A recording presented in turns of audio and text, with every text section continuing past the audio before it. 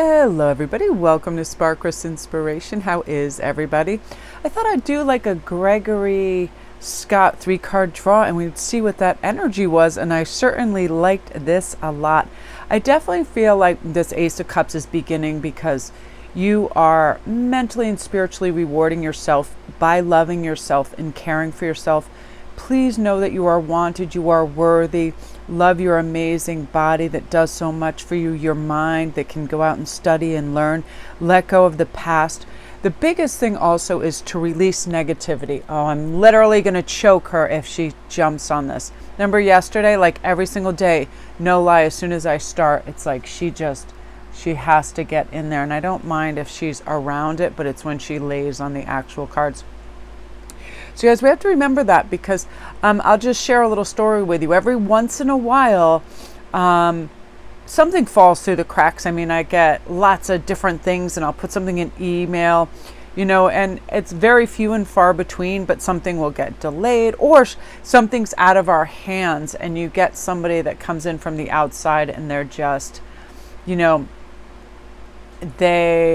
when they contact you, and I can tell too, because being empathic, when people contact you at their most agitated or aggravated, whether they're waiting for something and it doesn't arrive, or there's a glitch or something is going on, or it's any of those things, and they come at you negatively. It's like I realize in jobs and in professions, there's always going to be something that happens. But what we need to do with this Nine of Cups is remember, if something is out of our hands and we didn't intentionally slight somebody or create a problem for them, we just have to let it go. And that's how we release negativity. It could be anything at work. If you were supposed to drop something off on someone's desk, it slid off, it fell in the garbage, fell behind the desk, things go missing, whatever. Don't beat yourself up. Just absolutely let these things go. If somebody feels disappointed or let down, that you don't keep reiterating that in your head space. This happens often sometimes with families and younger children. Oh, I want to go to the fair, I want to go this and that. You simply can't bring them there, and they just go on, and then you feel so. This is where I feel really bad for. Like I remember when my kids were small too, the biggest topic that came up with some of the moms was like new mom guilt, not being able to do everything, be home from work, go to this, play, do this and that. And what happens is we then live in that headspace where everything is like a hardship, an obligation, a challenge. And we want to release all that and say, hey, look at this Nine of Cups. Look what I can create. I can paint, dance, listen to music, and I can fill my head with beautiful things. I can fill it with things I'm looking forward to, things I can share with other people, how I can make them feel better, so on and so forth. A new training thought, right? So again, it's how our perspective of our life and others. Are we going to let somebody else's negative energy, perspective, or whatever affect us? Or are we going to get back in this chill state where we just get on our path to feel good? Because right now I love this beautiful, hey, who's more empowered than the person that knows they're empowered, right? The Emperor saying, listen, I have leadership in my own life. I do strategic moves and planning that helps me get my results that I need. But I feel like a new project and inspiration is going to be happening for you. This Ace heralds in something new that creates this Nine of Cups and this Emperor, where you feel like you are just in the groove, creating action, change, a new journey, perhaps a new car. New spiritual illuminations too are coming in, because I feel that these ideas are, being derived from you being in a calm, meditative, mellow state that you choose you want to be in, right? Like, listen, I'm not going to get worked up about this. If there's a delay on that and there's nothing I can do, it's no big deal. Excuse me. Excuse me. Just remember, what this is all purports good fortune, a turning point, good luck, and you feeling empowered. And how we feel empowered when we take our power back is we don't let anybody have the upper hand in making us feel less than in any way, shape, or form. Again, Eleanor Roosevelt, nobody can make us feel bad about ourselves unless we give them permission. And there are a lot of people with alternate agendas that use that, narcissists, gaslighters, and we just have to be strong in our own strength. Intrinsically and intuitively, we know when somebody's just full of crap and out there spewing some crazy blowhard, and they're all over the place. There's so many power struggles within people where they just can't function right in the real world. Just let it go and be happy in your own lane. Every once in a while, and comment down below if you experience this too, the only thing that gives me a little bit of anxiety or I don't like is when that feeling creeps in, like, oh, you're gonna, because I really do enjoy a kind of secluded, lovely existence within my family and what I do. I don't have to go out in big crowds. I don't have lots of weddings and all these things that are always taking place. And I don't particularly love them. I don't love packed agendas. And then I began to think, oh my gosh, what if I all of a sudden just have all these outside world obligations where I have to go in big crowds and stuff? And a lot of people are fearing this right now because we're getting in a lovely kind of slowed down, chill lane where we don't feel all that havoc of the outside world. And every once in a while that creeps in. And then I was like, you know what?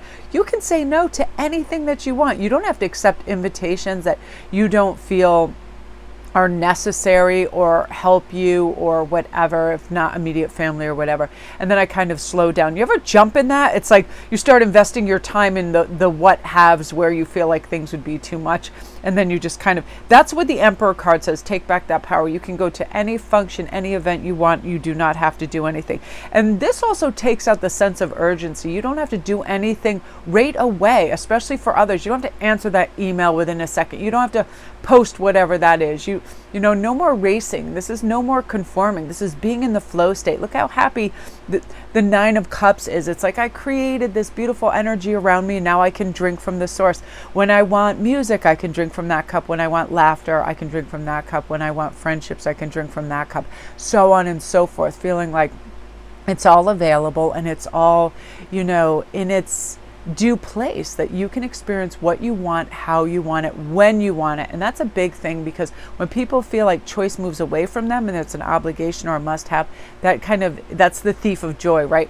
But this is the return of that, and realizing in your own sovereignty and this new divine energy that's going to help you, where you feel loved, you feel giving and receiving, you feel you have choice, you can compromise, new ideas are coming in, great kind of action and change in your journey is taking place.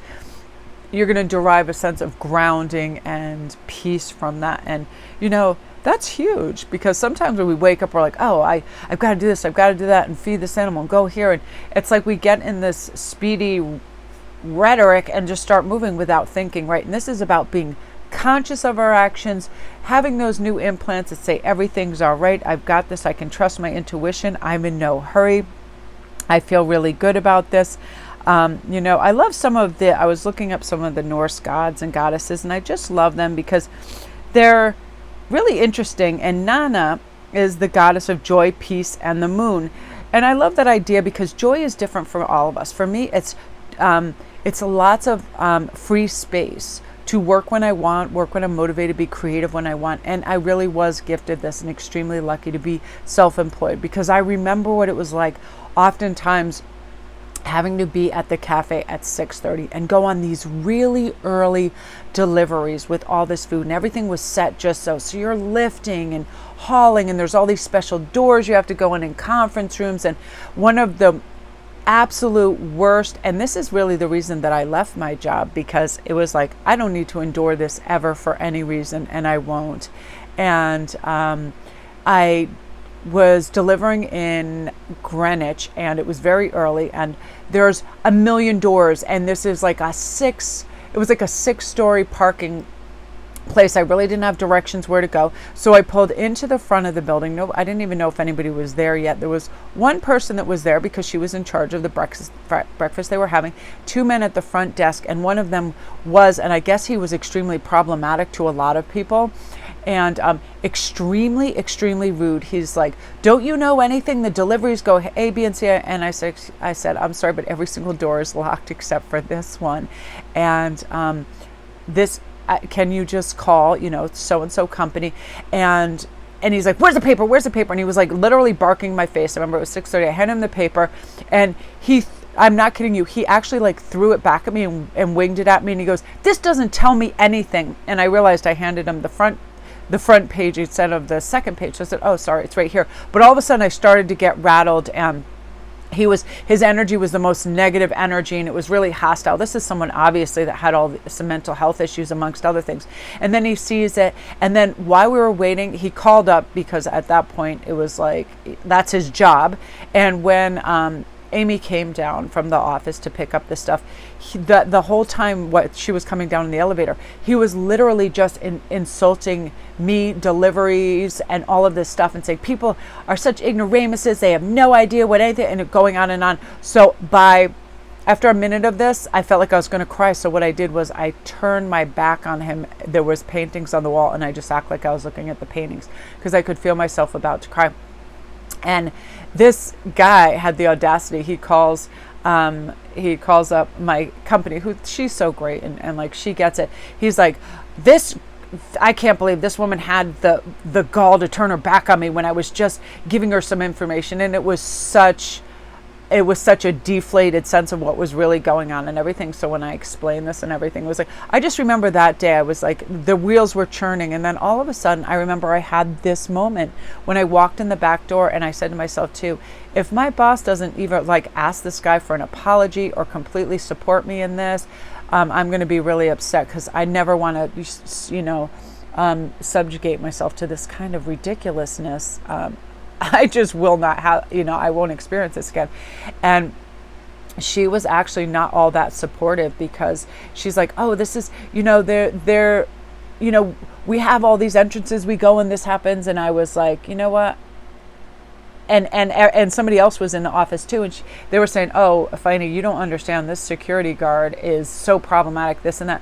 But right at that moment, right when I needed support, was like, are you okay? Because obviously I've been crying and all this stuff, and I thought, you know what, this just isn't for me. When these things can take place, and there isn't a support system and all of that, and sometimes we need those really hard lessons when we just go, I'm not going to do this anymore. I cannot, I will not do this, and this isn't for me, and I don't deserve this, and all of that. And that's right when I came to actually the decision. I turned around and wrote right on the calendar, this is my 2 weeks notice, this is my last day. And I stuck to it. And it's like one of those things where, thank goodness, because sometimes the universe just goes, here's a hard punch to the gut so you can own up to your true callings and what you need to do and fill your cups and never be in a position of this, because there is always that fine line where we stand up for ourselves. But then when you get people that just are beyond reason, are completely hostile or whatever it is, it's like one of those things where it can be exaggerated, but that is kind of like where the universe draws attention to it. Listen, you're not following your true path, your true calling.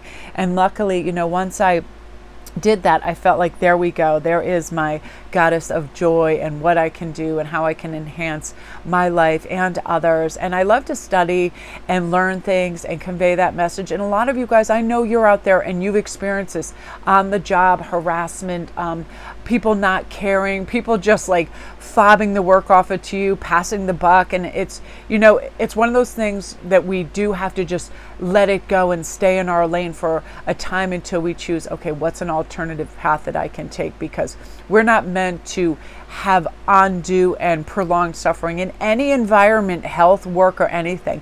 And this kind of spread means that all this is going to work out beautifully too, that you are going to, if you are not on your true path, you will end up there.